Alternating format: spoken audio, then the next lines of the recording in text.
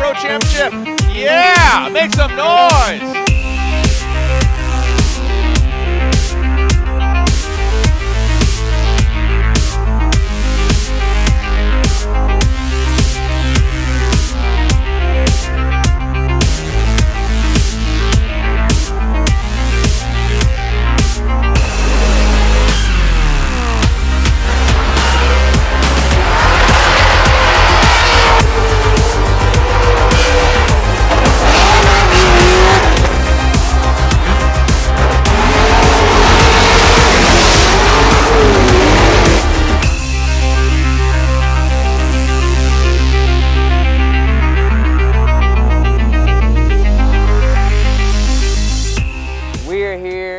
Beautiful California, palm trees, all that good stuff.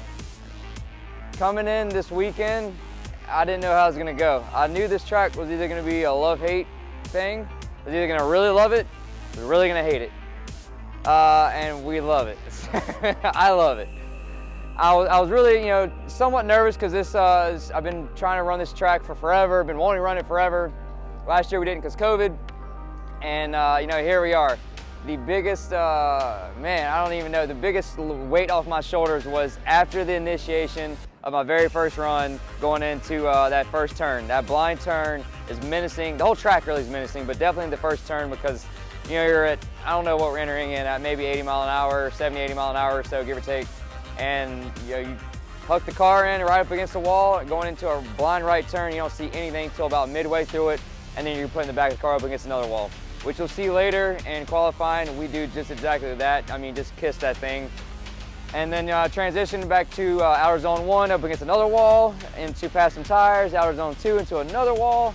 Transition back, there's like a, I don't want to call it touch and go. I don't know if it's touch and go or not, but they want you to put the ass of the car, back of the car, near the wall again, and then finally finish up with the last outer zone and on past the finish line.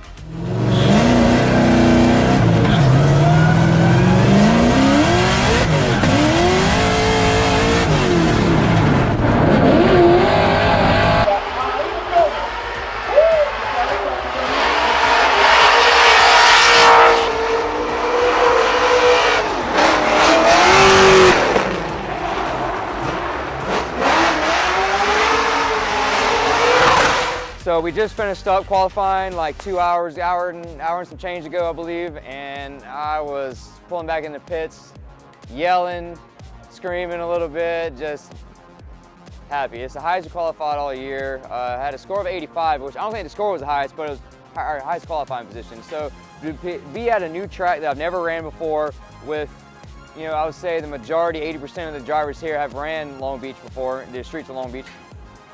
So us to come in and put it mid-pack, 16th position with the 85 is just fueling this fire that's coming tomorrow for Chris the Force Forsberg.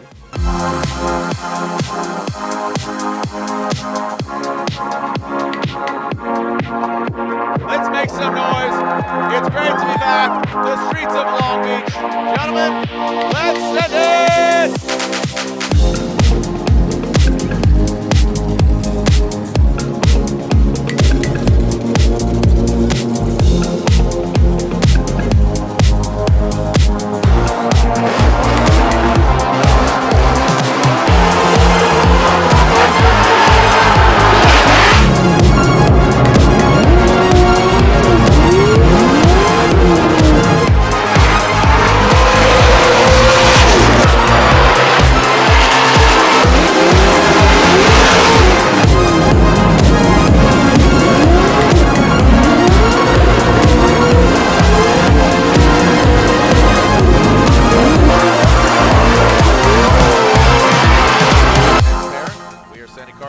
Nerren will lead. Chris Forsberg, obviously so much history here with this track. Here we go, Forsberg takes him down, Jonathan Nerren.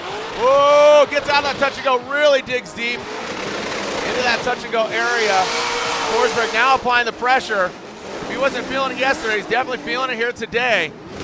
Ryan, look at that. That just shows all the equity there, what he's done. Nerren really coming out swinging. On the first touch and go and how they were judging Nerren. Their perspective. Okay, thank you. All right, Chris Forsberg will now lead. Oh, look at this. Going in, Chris Forsberg does not get out to that touch and go. Looks like Nerren having some troubles there from the start. I definitely want to take and focus on the initiation, Ryan. Did Chris initiate at the right time, or was he thrown off? Didn't seem like Chris got all the way out to that touch and go. That might have been, you know, kind of at Chris's fault. Let's take a look at that again. Oh my God, where are we? Long Beach. Long Beach, beautiful weather. We had a great practice session. We did really well. We only slightly touched the wall in practice. Not much damage to the car, finally. We only went through one taillight, luckily. Comparatively, we go through about, I don't know, like 2 or 3 or 5 or whatever they have in stock. But then we go into practice today, and I guess he wanted to see how soft the tires were in like the first part, so he shut the car off mid-run and then drove into the tires just to see, so he can get that out of the way. Once we knocked that out of the way, we just put a tie rod on, got it back out on track, and then we had Mr. Forsberg in top 32. That went not according to plan, but then again, we didn't have much of a plan other than just send it. But lead run was great. We yard sailed the bumper and half the back of the car, and that worked out cool. Luckily, we bent all the bash bars that we had this weekend too. So if you guys know anybody that makes bash bars, we'll take those. And then the rest of the lead run did look good. And then we did something called a follow with Forsberg, and I don't know what happened. And then we got old Nerren. He might make a cameo appearance in his own video, but if not, then I'll just take it. So we had our practice this morning, I got 4 laps in. Again, feeling good. They were pretty much cookie cutter to my qualifying, which the exception being a little deeper in zone 1 and 2. We were second run. Top 32 started at like 11 on West Coast time. We were second ones in, so we were hustling to get out there. And yeah, we went out. First lap, I was leading because I qualified higher than Mr. Chris Forsberg. He qualified 17th. I was 16th with an 85. So we led first. Got my warm-up in, again feeling good. Lead run, hammered down. It was, again, dang near identical to my qualifying run, except we went in like 2 more inches into the wall. So I lost my rear bumper, which I kicked it up towards Forsberg a little bit, I believe. Bent my crash bar, which we just gave away to some fans. 2 of them, matter of fact, which is really cool. Swapping it up, going to my Forsberg's lead run with my chase. We had a game plan going in. He is just fast. He was inconsistent yesterday at best. He just didn't have a great day. He was either like in the zones or a few feet shy, especially at the touch and go. So we had to go off today's data, and that was he was deep in all the zones. So we made the call to initiate directly on him, you know, upon initiation, just run up on him and stay with him because he was going to all the zones. I was going to plan on following him into it. He was running quick. However, it didn't, you know, his lead run wasn't to what he was running in practice earlier today. You know, we initiated in. I was carrying a lot of speed coming in to stay with him on a big 295/40 tire he has. And I don't know if he just slowed down on purpose or just that's how quick his car slowed down. I don't know. He didn't have no throttle response, I guess. I don't know what it was. But he just kept slowing down, so I'm getting harder and harder than brakes, and had to e-brake to check up because I was about to nudge him. I didn't want to brake. Or touch him and mess up a tie rod. So as soon as he jumped back on throttle, I did too, but at that point, I already watched a little bit further back than him. And when he jumped on throttle, that thing's a rocket ship, man. It just took off forward, and little would you know, he was like 4 feet shy of that touch and go.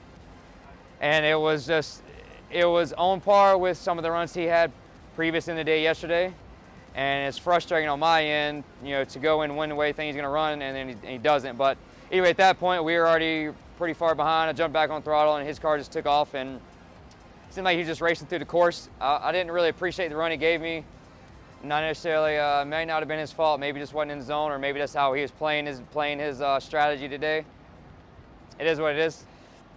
But again, this weekend was a win. The car performed flawlessly. It felt so good here. The track was amazing, and yeah, I can't wait to come back next year and rip it up. This being my first year here, I couldn't be happier with qualifying mid-pack with a bunch of champions like Forsberg and among many other guys that have been here just year after year, and we qualified higher than them.